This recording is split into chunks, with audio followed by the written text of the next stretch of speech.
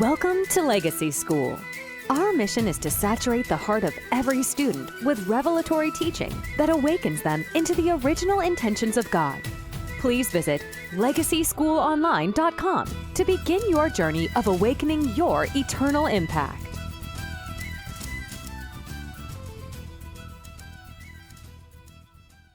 Hi, I'm Dr. Greg Crawford, and I'm here today to talk to you about finding the rhythm of apostolic life. I think many of us are trying to figure the pathway out in our life of exactly what is the culture that I'm supposed to be engaging in of the kingdom or the apostolic into the earth in this hour. And today I want to start to unfold this a little bit in the next 30 minutes to give you an understanding about who you are, what you're carrying, the value of who you are, and what you can offer the earth in this hour.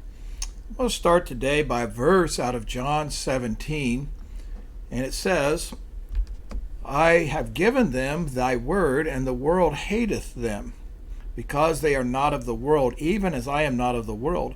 I pray not that thou shouldst take them out of the world, but thou shouldst keep them from the evil. They are not of the world, even as I am not of the world. Sanctify them through thy truth. Thy word is truth. As thou hast sent me into the world, even so have I also sent them. All of us have been sent. We have been sent by God. You are not sent just into your local congregation every week.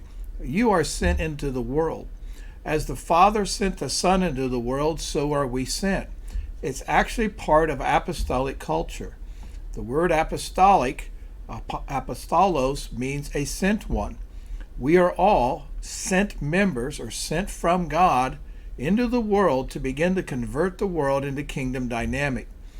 So every member of an apostolic house is an extension of the apostolic calling of that house. That means that the people of an apostolic house are actually the voice of that house and are the mission of that house. They are there to fulfill the mission. Now, when Paul got his mandate in Acts 15, and they had an apostolic council, and they said, we're going to take this message of the gospel to the known world, the first thing he did is Paul found Timothy in Acts 16, and he began to raise up another voice for mission. He was establishing a culture of sending right from the beginning when there was a message that needed to be delivered. Every time that we have a specific message, there should be also a specific mission. You see, mission gets formed out of the message. When we go forth on mission, what happens is we start to create momentum. When we create momentum, we finally end up with a movement. So apostolic culture is basically a message, a mission, going out on the mission, and then gaining momentum by gaining followers, and then gaining eventually of movement into the earth. We go back in the Old Testament. David was a type of an apostle, and he established an apostolic culture while he was there. Freedom in worship, creativity, expression. He conquered lands. He set things in place for the next generation. He recorded the Psalms and some of the Proverbs. He wrote things down. There was a lot of scribing going on. There was a lot of development of people. In 1 Chronicles 12:32, and it says, of the children of Issachar, which were men that had understanding, bayana, which is the Hebrew word, of the times to know yada. So there were bayana of the times to know yada, what Israel ought to do. The heads of them were 200, and all their brethren and all their commandment. Now, what does it mean that to have understanding and also to know? This verse is a verse we talk about a lot in the body of Christ. Understanding yada means to determine by seeing the time, knowing the time that you're living in, interpreting the correct events that are going on in light of biblical truth or the influence of revelation. That is what understanding means. But to know means the discernment or the response that needs to come because of the understanding. It is the perception to separate the what, the why, the how, in responding to that moment of time. So one is us getting the understanding, the other is knowing how to respond in the understanding, and we have a third word that's inserted in here, time, which means a season or an event that is very unusual. In this hour, there is an apostolic culture being built into the earth. We need to have understanding of it. We need to know how to respond correctly to it, and that seems to be part of the struggle we're in. But we also are recognizing that it's an unusual time, a very unusual time in the earth. When we look at that word time, it comes from a root word which means everlasting or perpetual or eternal. In the New Testament, we would see that word as a word of kairos. Kairos meaning a divine moment in God. A divine moment in God is not just a moment in a service. A divine moment in God can be a season of time. We are in an apostolic season in this hour. An apostolic culture is being formed in the church. I will not say that it's completely formed. Far from it. I believe we're in the foundation laying of it. Even though we have so much knowledge over the last 20-some years, it's still foundational. It's still in infancy. It's beginning to come forth.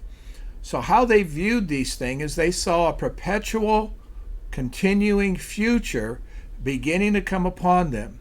They carried the revelation of the current message. They found other messengers and created other messengers. And they went out then, the early church and the early apostles, and even back to David, went out and established men that could carry what he was carrying. They discerned the response that was required to separate the current culture from kingdom culture. Kingdom culture stands alone. Kingdom culture is different than church culture. Apostolic culture is different as well. The kingdom is what we are bringing. Apostolic is the way it will be managed. It will be managed in a sending type fashion, a development type fashion, with a certain message, a certain movement that is going to be established out of it. So when we look at the words kairos, kairos is an ancient Greek word which means the right or opportunity in an opportune moment for something to occur. We are in a kairos moment. We are in a moment where something has an opportunity to be developed and occur, but it's based on us responding correctly. Kairos is about the alignment of spiritual conditions and timing. It's an advantage point that we actually are in right now in this hour. And for those that would press into it, there's an advantage to be gained. It's a divine empowerment. It is empowerment of a moment, an empowerment of a people. It is where the people's authority is going to reach a pinnacle, and then something will break open in the next season. We compare it with chronos. Chronos is just time. Chronological, a succession of events. Chronos is how we see things most of the time. So we don't look for chronos events, even though the church right now has a culture of doing events and not doing processes. Kairos is concerned about a process. So apostolic culture is concerned about a process more than an event. Let's go back to David. In 2 Samuel 23:15, and David longed and said, "Oh, that one would give me to drink of the water of the well of Bethlehem, which is by the gate." And 3 mighty men broke through the host of the Philistines and drew water out of the well of Bethlehem that was by the gate, and took it and brought it to David. Nevertheless, he would not drink thereof, and poured the water out unto the Lord. He made an offering. And he said, "Be it far from me, O Lord, that I should do this. Is this not the blood of men that went in jeopardy of their lives?" Therefore he would not drink of it, and these things did these 3 mighty men. So let's look at this. What was happening was there was a culture that David had built into the hearts of those men. There was a fearlessness, a courage. They crossed the enemy lines. For about 8 miles, they traveled behind enemy lines to get this water. and they brought it back just so David could drink of it. It was a kairos moment. There was something that was sovereignly going to begin to happen. Look at 7 years earlier. 7 years earlier, David had 400 mighty men. 400 mighty men that were destitute, indebted. They were in despair or distressed. Those words were descriptive not of who they were, but of the effects of the culture around them.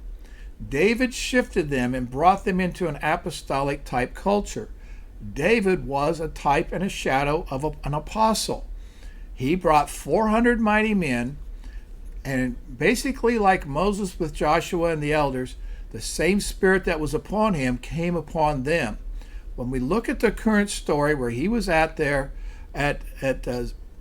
gathering this water at Ziklag, I believe it is, at Ziklag, what we find out is that he had at that point had created 355,000 men. He had formed a culture that had an apostolic atmosphere, the atmosphere of sending, of warring, of contending, of courage, the atmosphere of self-sacrifice. These are the atmospheres of an apostolic culture, the rhythm of that culture. He formed a culture that had an apostolic atmosphere, or you could say it this way, he formed an apostolic atmosphere that formed a certain culture within the nation. Right now, God is trying to form apostolic atmospheres and apostolic cultures within nations.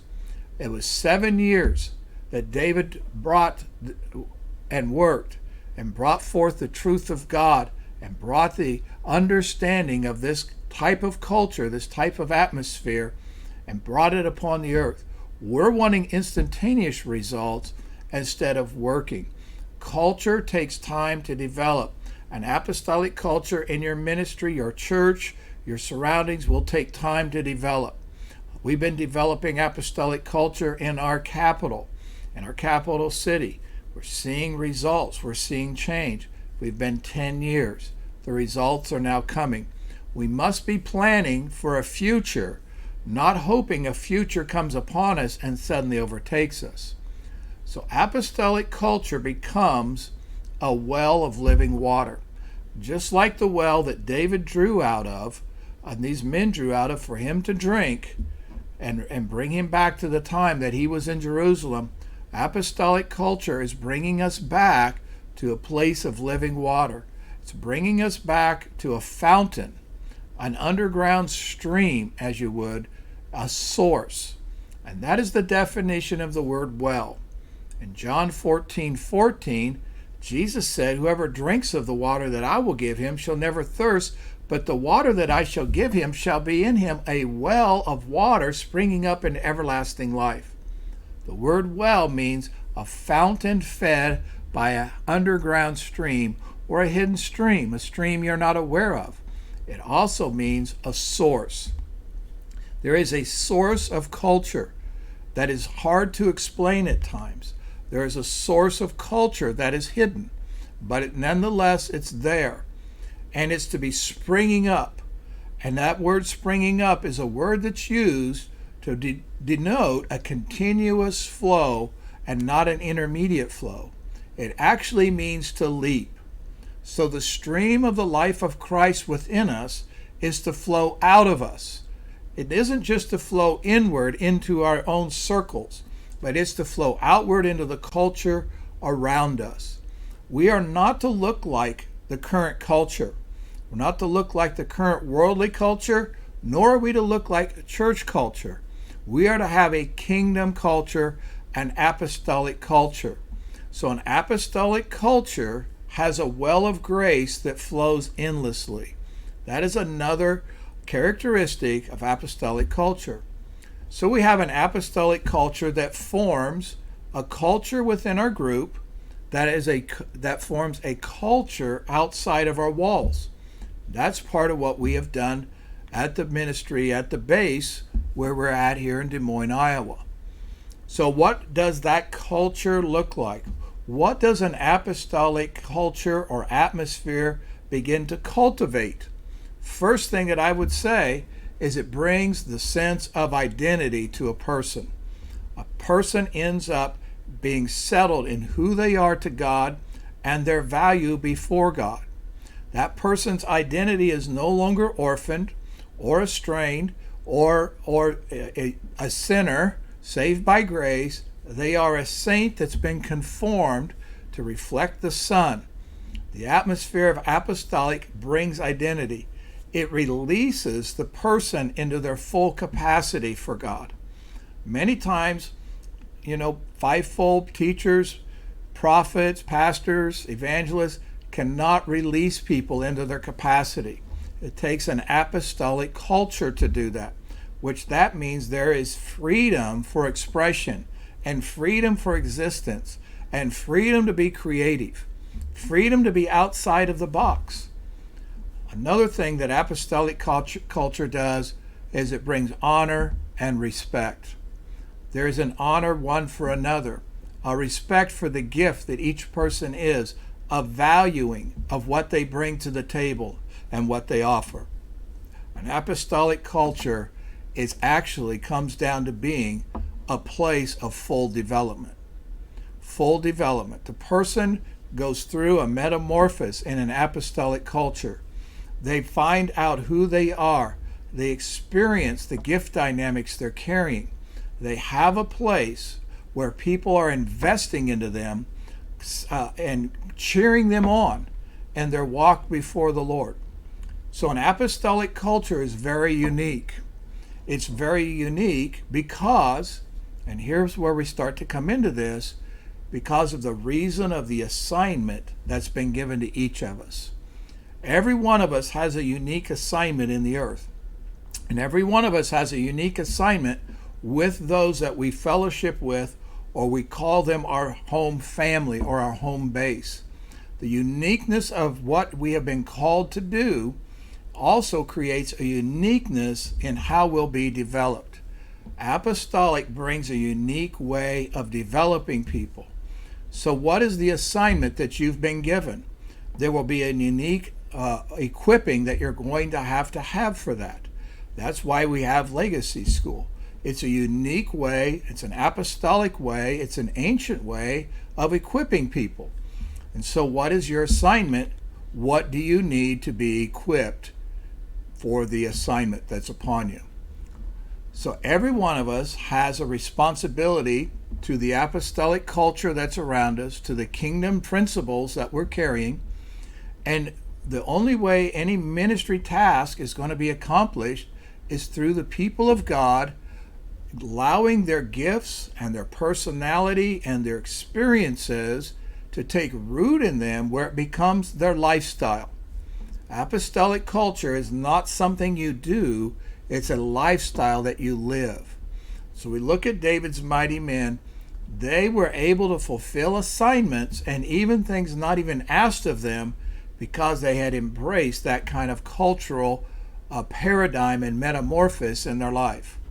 So if an individual fails to step into their responsibility, what happens is a task will go unfulfilled and several people will need to adjust themselves for the need to be fulfilled, or other tasks may go undone and the ministry will suffer overall. You see, apostolic is a mobilization. It means that every single person is expected to do something or participate in the giving in of something. You see, you are either going to be a consumer or an investor. And apostolic looks at it, everybody is an investor, everybody has something to offer. It may not be as grand as another person, but it still carries value. It still has a sense of destiny. Those are the things that this kind of culture brings. Look back at the early church in the book of Acts. Read it through an apostolic cultural eye. What were the things that they were doing? How did they do things? They basically did things together. No one was doing anything separate. And everything that they did was tied to two things. It was tied to the message they were trying to present. They were all on message, presenting a singular message. There was no confliction in what they were saying. They were all communicating the same thing. The second thing is they all went on mission. If one went on mission, 5 went on mission. We see that Paul had many on his apostolic teams that traveled with him. And while he was gone, he was expecting the church to hold the ground and advance and grow. Apostolic says there is an empowerment that's been given, a grace that's been given, so that you can extend the reach of the kingdom. In the early church, they started forming apostolic centers that became extensions of the will of God over a region. So maybe there's an apostle in your area that you're not aware of or you've heard of. You're actually under that apostolic grace, and there's a culture that apostle is beginning to build within your region or territory. The sooner that you engage into that, the sooner you're actually aligning into the order of God. And so an apostolic center may be birthed. We at the base are an apostolic center. I've birthed several apostolic centers throughout the world even, and they become regional hubs where others will come into. Now in America, we have very much hard places where other leaders will not want to take advantage of an apostolic center. But nonetheless, it's still a culture that's being built. And you'll find that there'll be people that'll be willing to sacrifice and relocate even to be in that culture. I call it that every place has a sound. That's your message. And you are resonating with the sound. That is your tribe that you are to be connected with. So there needs to be coordination of what we're trying to build, why we're building it. And it isn't just building a church. Many people get confused with our ministry and they believe we're just building a church or we're just a church. We are not a church. The people are the church. They are the ecclesia. We are a center, and an apostolic center or a kingdom center is building culture, not within their group, but within their regions and territories. And that's the mandate upon the church in this hour. So it comes by influence, influencing people through an apostolic hub, becoming integrated into local houses and other types of ministries, knowing what's available, and not just trying to do our vision. Apostolic is about infiltration. It's about infiltrating existing structures and bringing kingdom dynamics and principles so that those structures then take on a more biblical foundation and basis of approach. So your voice, as you are carrying the voice as the messenger of this culture, your voice should be the expression of your passion. There will be passions that come forth because of the development in an apostolic center or an apostolic place. So what is your passion? John 7:16, Jesus answered them and said, "My doctrine is not mine, but his that sent me. If any man will do his will, he shall know of the doctrine, whether it be of God or whether I speak of myself. He that speaketh of himself seeks his own glory. But he that seeketh his glory that sent him, the same is true, and no unrighteousness is found in him."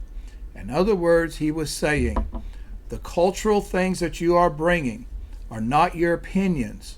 If they're your opinions, then you're going to be glorified if those things are positive and have an effect.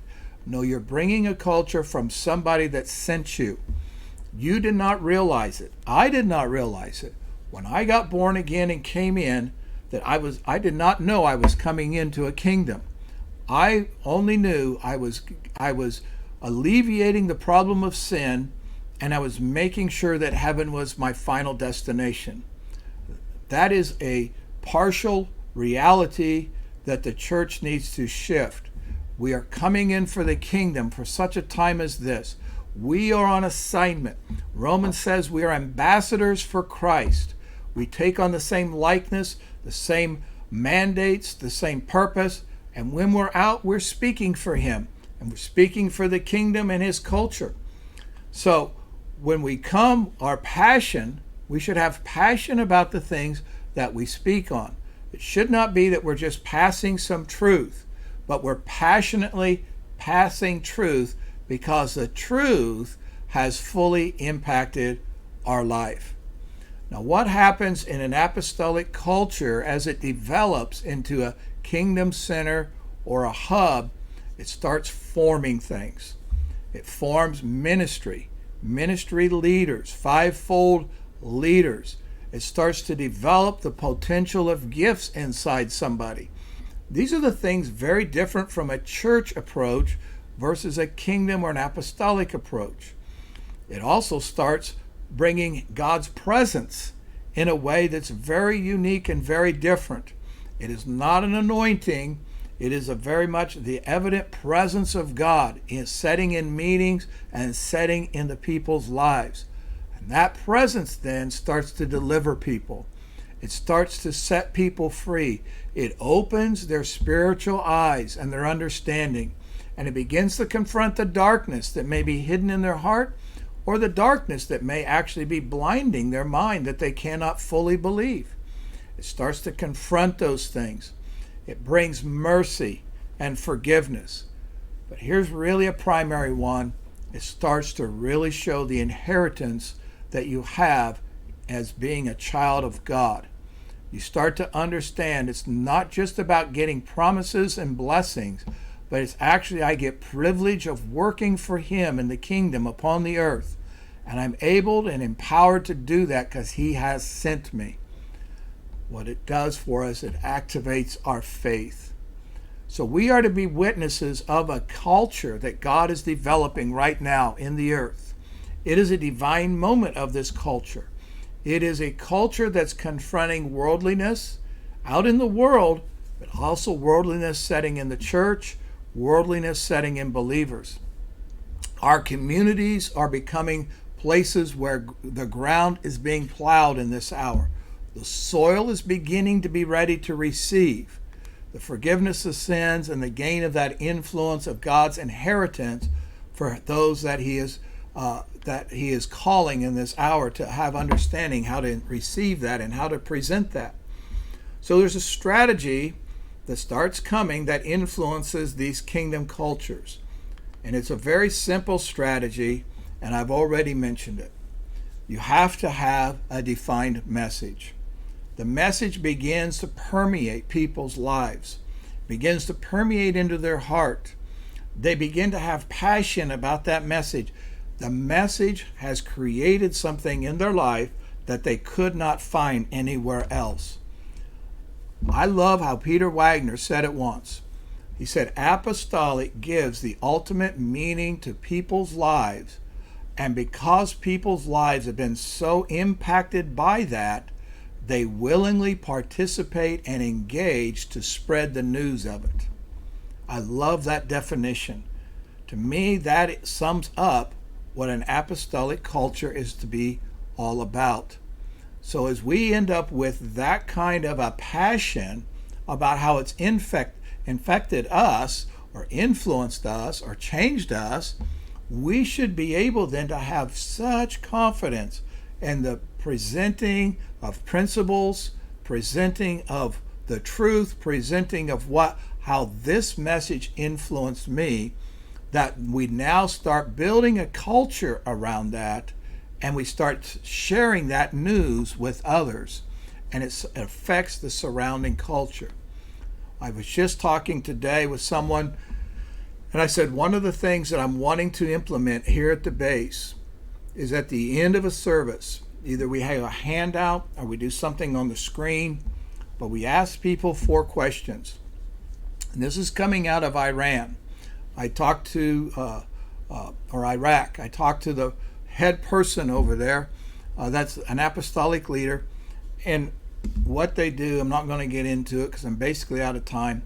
They ask 4 questions. And these are 4 questions that you need to be asking about the culture that you're setting in. Maybe I'm stirring up something here. Maybe it's time that you move to a different place that has a real true apostolic culture. But one of the things is, what did God do in this meeting today? In other words, how did God show up and what became of it?